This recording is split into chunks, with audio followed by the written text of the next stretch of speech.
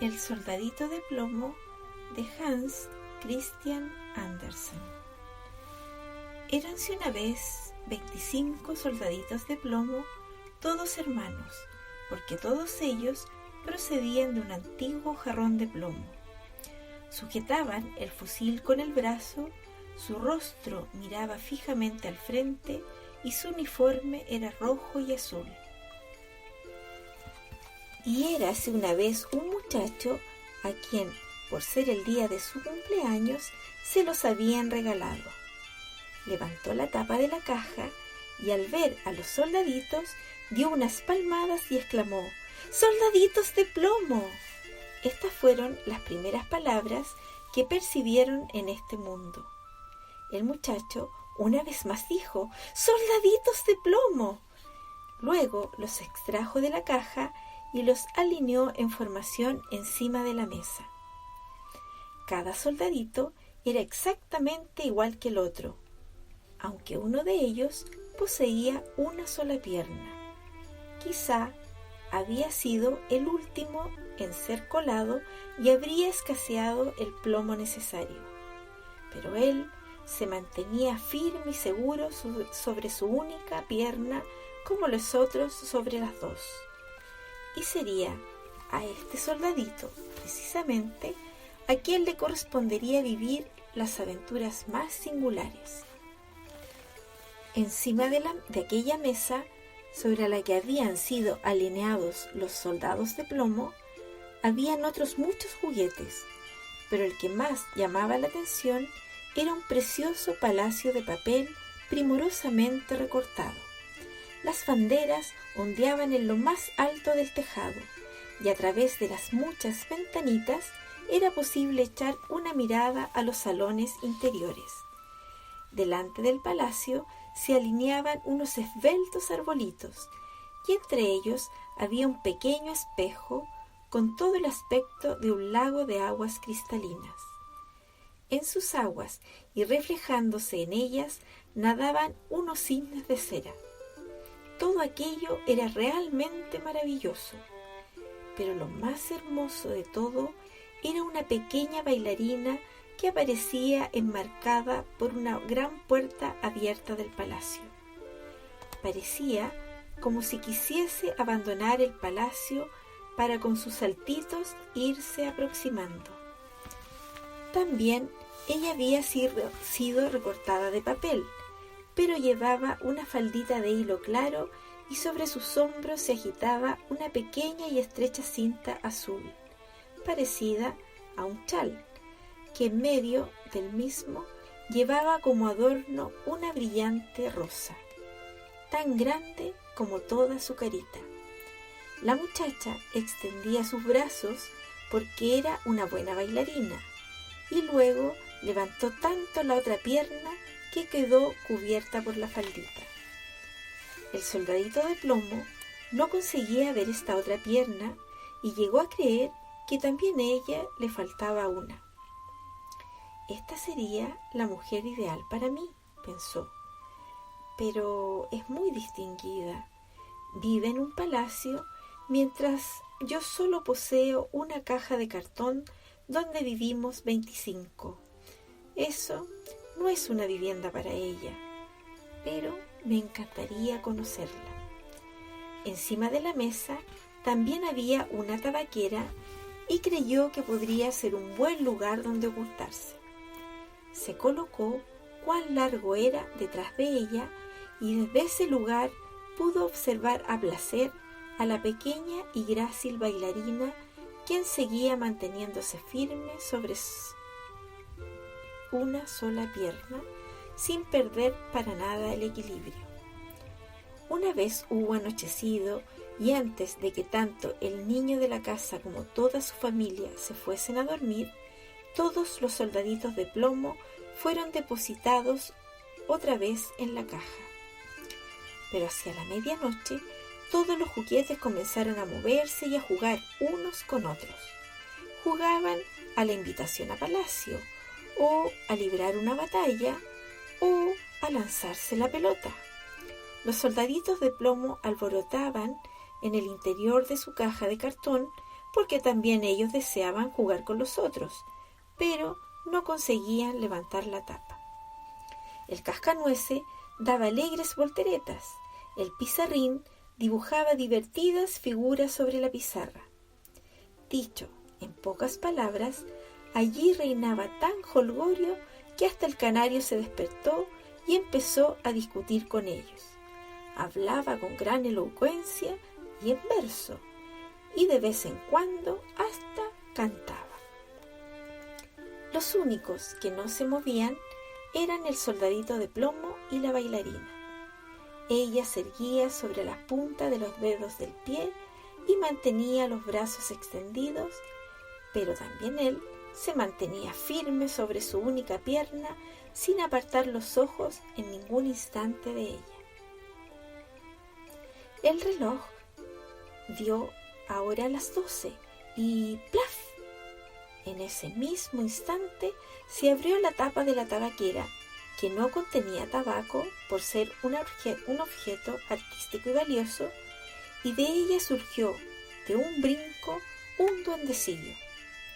«Soldadito de plomo», dijo el duendecillo, mientras se bamboleaba sobre su muelle helicoidal.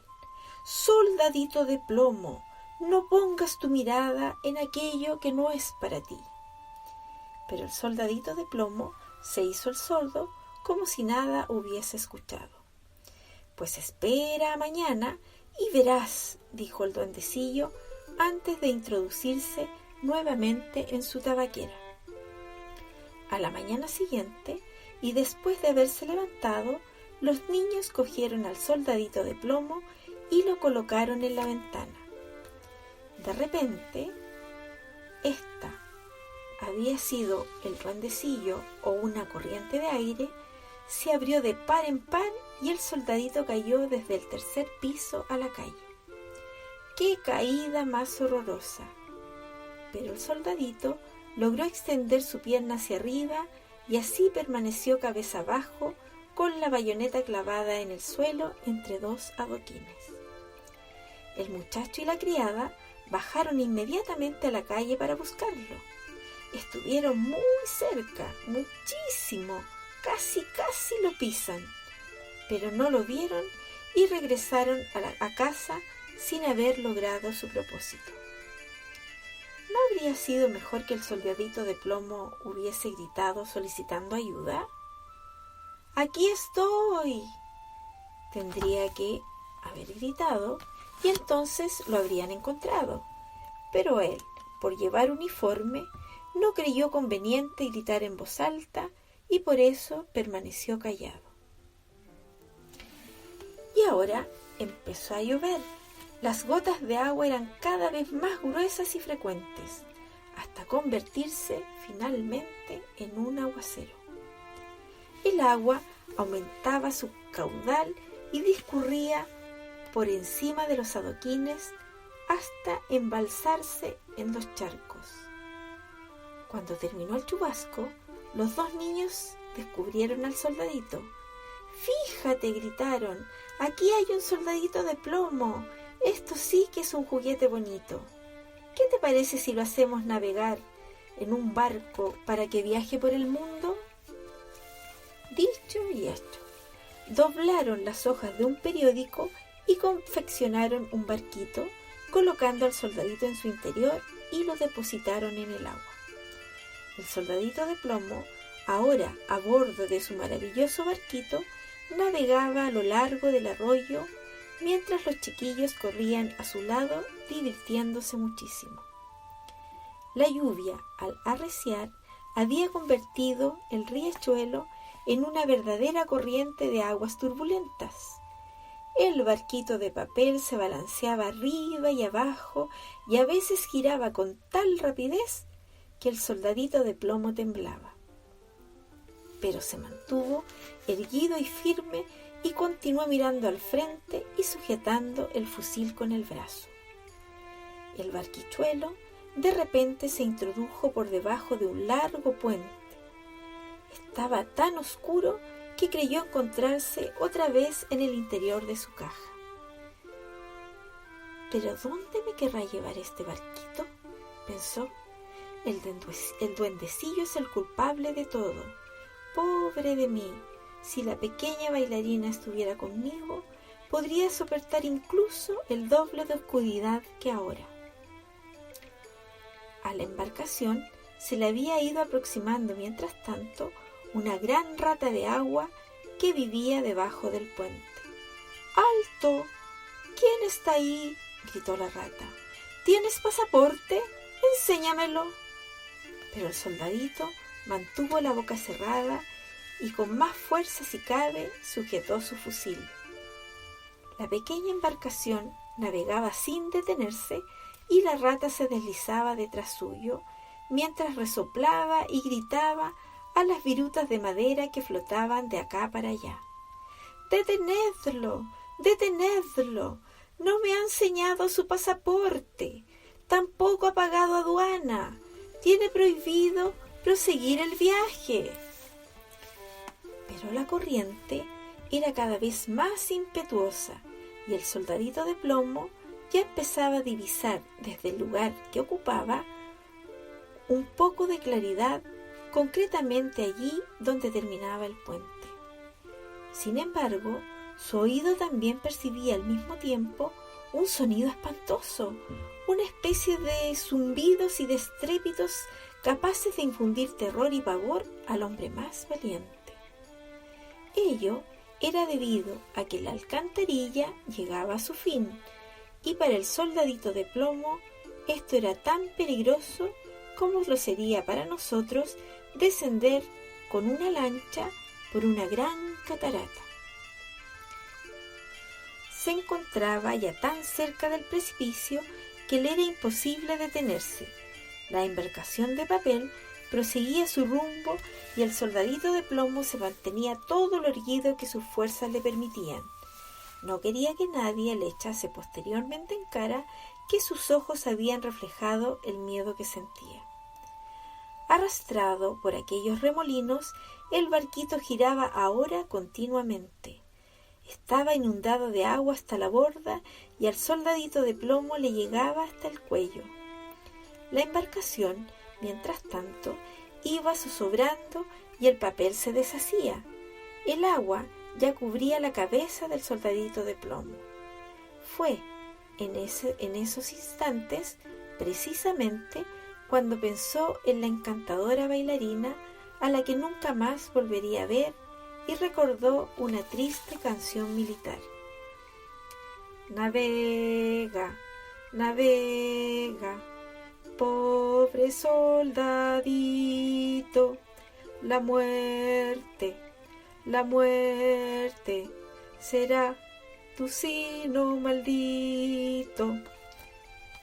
El papel mojado, completamente reblandecido, se desgarró y el soldadito de plomo iba a ahogarse, pero en aquel instante un enorme pez se lo tragó.